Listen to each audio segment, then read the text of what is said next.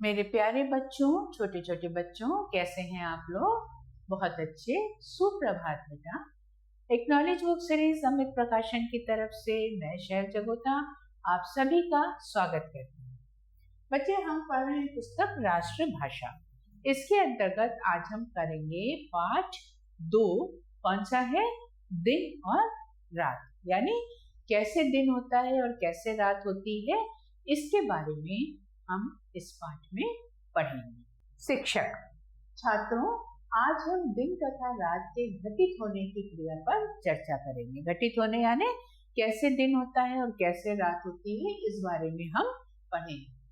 छात्रगण, गुरुजी पहले हमें यह स्पष्ट करें कि हमारी धरती कहाँ स्थित है तथा इसकी आकृति कैसी है, यानी इसका आकार कैसा है। शिक्षक। हम जिस धरती पर रह रहे हैं वह आकाश में स्थित है। धरती कहाँ है बेटा? आकाश में।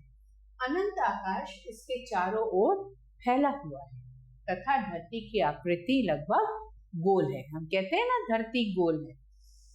छात्रगण, हमारी धरती पर प्रकाश कहाँ से आता है और कैसे आता है, कृपया हमें विस्तार से बताएं। शिक्षक। आकाश में दहकती हुई गैसों का एक बहुत बड़ा गोला है। इसे सूर्य का नाम दिया गया है। सूर्य की किरणें ताप तथा प्रकाश लेकर सारे आकाश में फैल जाती है। ताप यानी गर्मी और प्रकाश यानी रोशनी को लेकर सारे आकाश में फैल रही है। छात्र, क्या यही किरणें सूर्य का प्रकाश हमारी धरती पर लाती हैं, है ना? तो शिक्षक कहते हैं बिल्कुल। सूर्य की किरणें धरती के गोल तल से आकर टकराती हैं, परंतु यह धरती के केवल अगले आधे भाग को ही प्रकाशित कर पाती है। अगले यानी आगे के आधे हिस्से को ही प्रकाशित कर पाती है। धरती का पिछला आधा हिस्सा इन किरणों से अछूता रह जाता है। तो और इस बात को हम और कैसे स्पष्ट करेंगे? अध्यापक ने क्या कहा कि हम आपको एक मानचित्र दिखाएंगे जिससे कि ये पूरा आपको ये बातें और स्पष्ट हो जाएंगी। इसका परिणाम क्या होता है गुरुजी? किस बात का? जो आधे हिस्से में धूप रहती है और आधे हिस्से में नहीं रहती, तो उसका क्या परिणाम होता है? धरती के अगले प्रकाशित भाग में दिन होता है और पिछले अप्रकाशित भाग में रात होती है। यानी जिस भाग में सूर्य की किरणें पड़ती हैं वहां दिन होता है और जहां नहीं पड़ती वहां रात होती है। छात्रगण, परंतु दिन तथा रात परस्पर बदलते क्यों रहते हैं? यानी कभी दिन कभी रात आपस में ऐसा क्यों आते रहते हैं?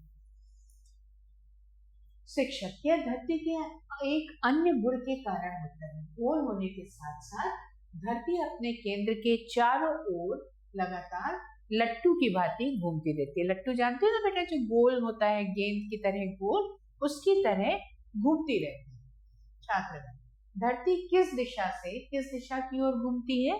धरती पश्चिम दिशा से पूर्व की ओर घूमती है और 24 घंटे में ये अपना एक चक्कर पूरा कर लेती है। धरती की इस गति का परिणाम क्या होता है गुरुजी?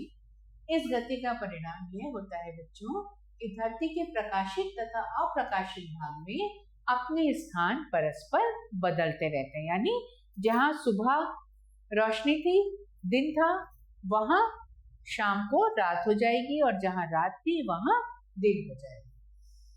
प्रकाशित भाग लगभग 12 घंटे प्रकाश में रहने के पश्चात घूमकर अंधेरे में चला जाता है। यानी 24 घंटे का समय होता है ना, जिसमें से 12 घंटा दिन का होता है और 12 घंटा रात का।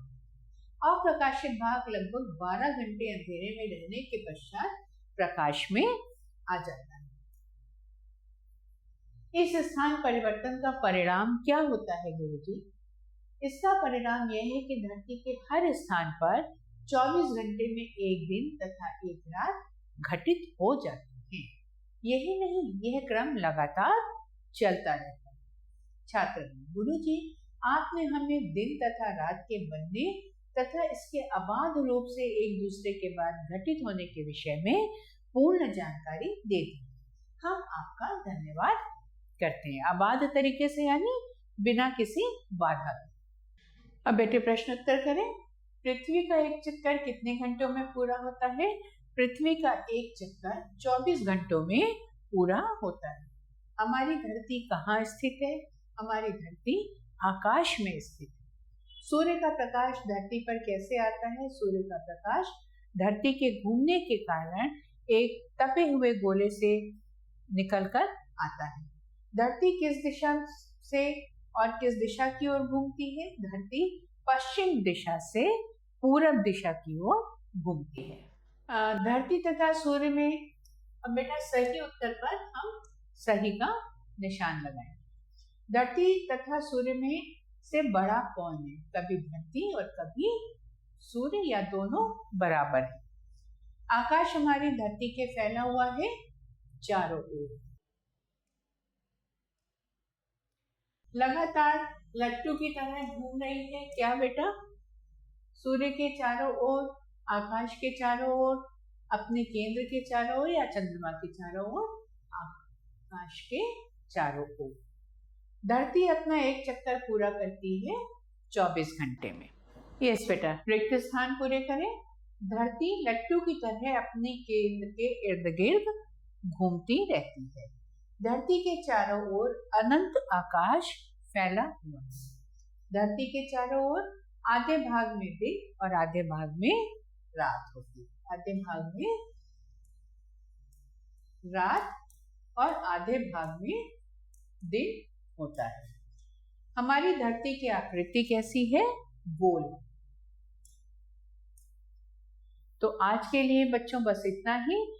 अगले पाठ के साथ आपसे पुनः मुलाकात होगी। तब तक के लिए नमो नमः।